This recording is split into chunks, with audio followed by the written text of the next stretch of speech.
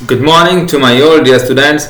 Welcome to online class. This is your English class and today in this class we shall discuss the third part of chapter 18 Bird Watcher. बच्चों आज की video में हम आपके chapter 18 का तीसरा part पढ़ने जा रहे हैं।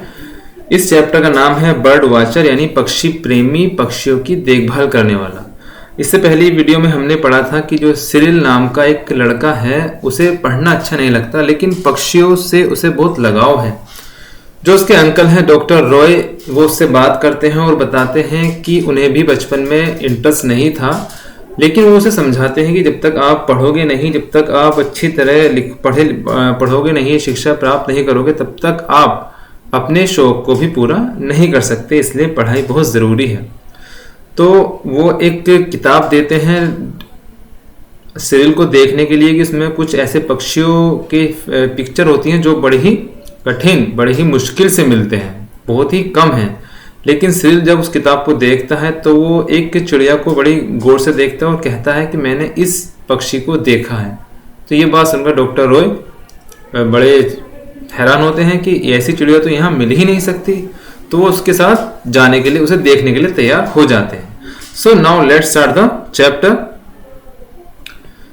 Doctor Roy hastily put on his coat, pulled out of a pair of binoculars and stepped out of the room. Cyril followed him. Means doctor Roy hastily का मतलब जल्दी से, पुट ऑन हिज कोट वो अपना कोट पहनते हैं उसके साथ जाने के लिए।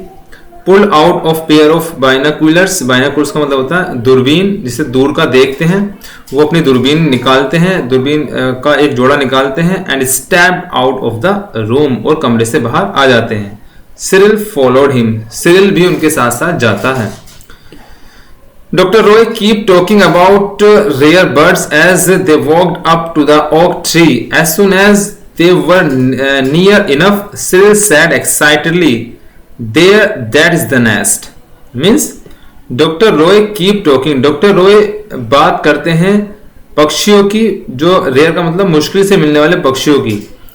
As they walked up to the oak tree, यानी बरगद के पेड़ पर जाते हुए, जिस पेड़ पर उस पक्षी का घोंसला है वहां जाते हुए रास्ते में डॉक्टर रॉय सिरिल से ऐसे पक्षियों के बारे में बात करते हैं जो बड़ी ही मुश्किल से मिलते हैं। एज सुन एज का मतलब जैसे ही, देवर नियर इनफ, जब वो काफी पास थे। सिरिल सेड एक्साइटेडली, सिरिल ने बड़ी उत्सुकता से कहा, क्या कहा? There, that is the nest, वहां पर एक घोंसला है जिस घोंसले में मैंने देखे थे। Doctor Roy looked up and saw a small cup-shaped nest neatly tucked into a fork of the branches. Quickly he took out his binoculars and peered at the nest through the lenses. Means doctor Roy looked up, doctor Roy ऊपर देखते हैं and saw a small cup shaped, यानी एक छोटा सा cup के आकार का नेस्ट, एक घोंसला देखते हैं।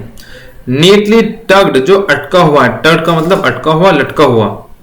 into a fork, fork का मतलब होता है कांटे, of the branches, यानी उसने एक घोंसला देखा जो पेड़ की शाखाओं में, कांटों में जो है बना हुआ था, टंगा हुआ था।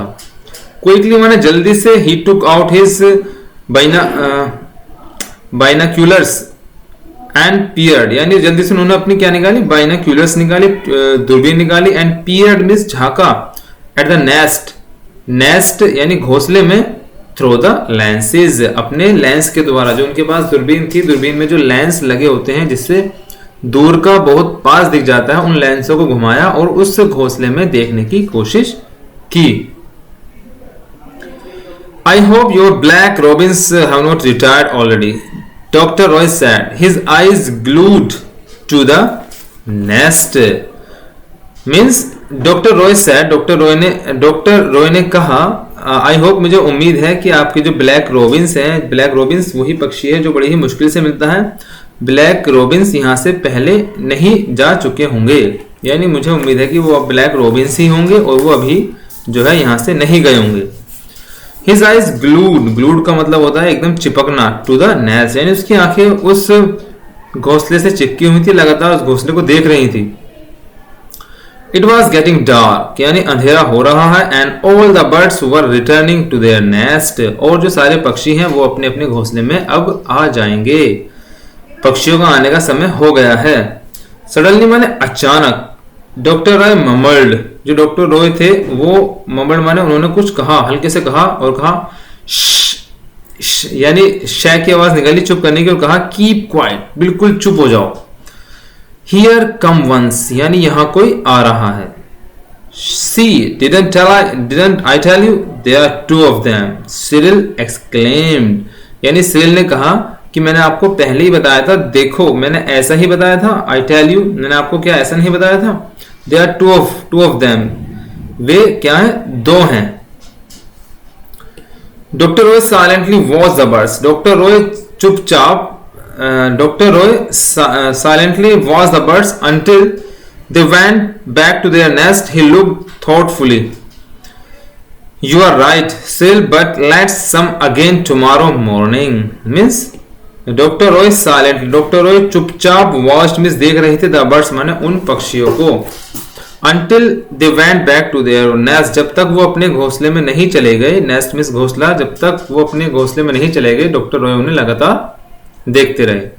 ये लुक्ड थॉटफुली, वो बड़े ही विचारशील होकर, बड़े ही सोच विचार मगन होकर उन्हें देख रहे थे और कहा यू आर राइट, तुम ठीक कह रहे थे सिरिल, बट लेट्स कम, लेकिन आओ चलें, अगेन टुमारो मॉर्निंग, हम अगली सुबह, टुमारो का मतलब आने वाला कल, यानी जब आने वाला कल अगली सुबह हम दोबारा से यहां पर आएंगे, तब इन्हें ध्यान से हम देखेंगे। सो बच्चों आज की वीडियो में इतने रखते हैं, इसका अगला पार्ट हम अगली वीडियो में पढ़ेंगे। आप सभी को अच्छे से इस चैप्टर की रीडिंग करनी है और इस चैप्टर के वर्ड्स मीनिंग भी याद करने हैं। So that's all and thank you.